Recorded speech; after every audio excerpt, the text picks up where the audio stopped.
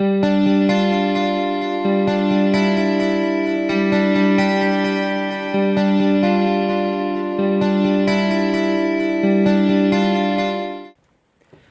everyone, thank you Marius.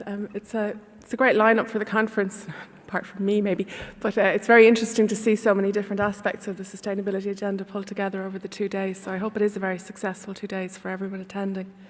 I'd just like to talk to you a bit about the ESB eCars initiative, but I'll open by saying that this was one project in a series of very significant projects that came about when ESB launched what's called in the company and is known as the strategic framework, which was a radical change in ESB long-term policy in relation to sustainability and the decarbonisation of energy. In 2008, when that programme was launched, we developed a series of initiatives relating, I suppose, across the entire span of sustainability activity, from water to energy itself, customer engagement to network investment, and the eCars programme was one of those which we developed in conjunction with the relevant government departments, energy, transport and environment, our own regulator, as key stakeholders also. So just to introduce the programme to you, it's developed in the context of the Electric Vehicle Targets 2020, and the targets state that by 2020, 10% of all vehicles should be using electricity to be powered, and the 10% of all road energy transport will be renewable. And the reason for the setting of those targets, or if you like, the context within which those targets have been developed, is just to take a look at some of these. As I say, when we developed this programme initially in 2008, and you can see from the top box there, I suppose that's the challenge. 36% of Ireland's CO2 emissions come from transport at that time. From 1990 to 2008, there had been a very significant 178% energy use growth rate, and that maybe has levelled off in the last few years, but still has the potential to fire up at any stage. And 42% of the final energy demand comes from the transport sector, which is twice as much as industry. Looking then also at the EU targets, as I've said, a 10% transport energy target from renewable sources by 2020, excluding aviation and the marine, so really road and rail. Which is a direct impact, I suppose, on the domestic commuter. Greenhouse gas emission targets very, very stretching for 2020 and 2050 as well. And an onus on motor manufacturers to achieve fleet emission targets of 130 grams per kilometre, which I'll explain in a little more detail, without getting too technical. And in that context, then a national policy being set, which is where the 10% came from. And I suppose, in taking that as the context in which we started to work in 2008, ESB developed the eCars programme, having coordinated and engaged and consulted with the stakeholders I mentioned earlier. I suppose the reason we got involved in this space is because we see a very clear role in relation to the work that we do in contributing and supporting the decarbonisation of transport. We think it has a big role to play in improving Ireland's long-term sustainability performance. A lot of the skill set, although it mightn't be immediately obvious to people, between the rollout of a national infrastructure to support the electrification of transport is similar to what we do in relation to the running of a national electricity network anyway. So, there's a lot of experience and knowledge in our organisation that lends itself to doing this type of work. So we took on responsibility to manage the eCar Ireland programme, to develop the industry and market models, to engage with stakeholders, to look at issues around national and international specifications and standards in respect of what really is a sort of a new industry in Ireland and indeed throughout the world at this stage, to talk to and engage with the vehicle manufacturers, and we have a number of memorandums of understanding with the manufacturers in relation to trialling of technology. And then for their part, government have sustained a fairly significant support for the electric vehicle market, if you like, in terms of grants, the zeroing of VRT, the acceleration of capital allowances for business purchases. So that's just to give you a look at some of the cars that are available today. And I suppose, looking at them, I'm becoming more familiar. It's still a very small market. It has great potential to expand. There are certain issues in relation to depression in purchase power in Ireland at the moment anyway, and also there's an issue with early adoption because battery technology is improving all the time. But if you keep an eye out for them, you will see more and more of these cars, particularly in urban areas. And I suppose this slide is just indicative of the amount of investment that the car manufacturers and the industry is making in this technology, with a view to it being, part of a very significant piece of the market in the longer term. So I suppose until now I've been sort of discussing it in relation to carbon, but it's also important, the potential for the electrification of transport is also important to ESB for another reason.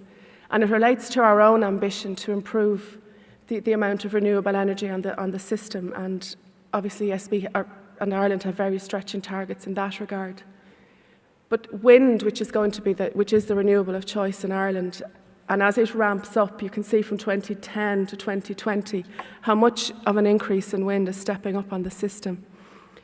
But the rollout of charging at night, which we think will be the charging time of favour, particularly for domestic charging, will support us in managing demand, because the bottom of the broken line is what we call the night valley, when demand isn't that much in use, and that the higher line is the peak demand.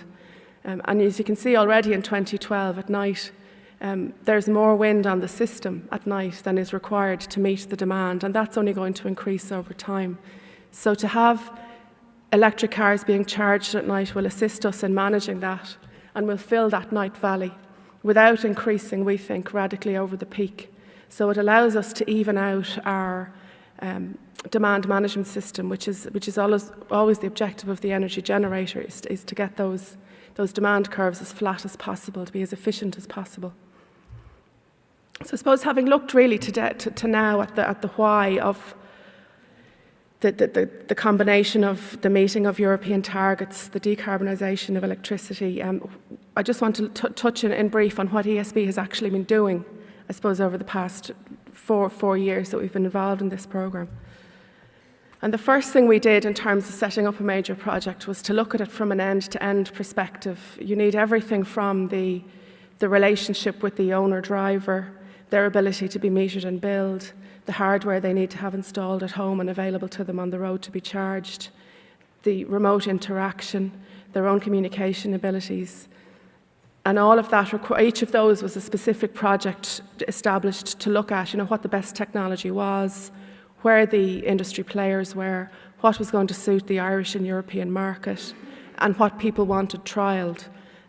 Ireland was seen as a very useful test bed for the trialling of a lot of this technology, because of the size of the country, because of the mix of urban and rural driving experiences, and because it gave, I suppose, in one location, a complete range of potential driving experiences that could be, where solutions could be trialled to see what might work in other locations.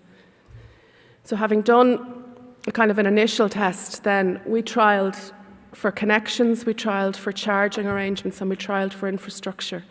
And those trials took between 2 and 2.5 years before, having assessed the results of them, having reviewed the technology again, having looked at what was happening elsewhere, particularly in Israel, where they're leading in a lot of this technology, we settled on what a charging infrastructure might look like for Ireland as we move forward. So just moving from left to right, anyone who buys an electric car, makes that purchase decision, has a charging point installed in their home.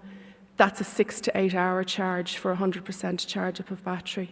You also have access to public charging points, and they're the on-street meters that you'd see, and they would be 1 to 6 hours. They would more commonly be used by people who'd be parking up a car for a day maybe, or commuting to work, or perhaps going to an urban centre for shopping or that, but there's a shorter time.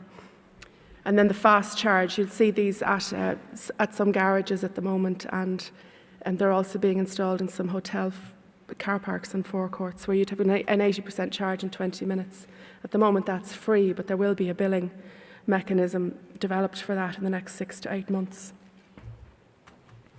And this is where we are to date. These were our targets: to install 1,000 on-street charge points, and we're at 500 in Dublin, at 135 in Cork, and between Limerick, Galway and Waterford we have 45 installed.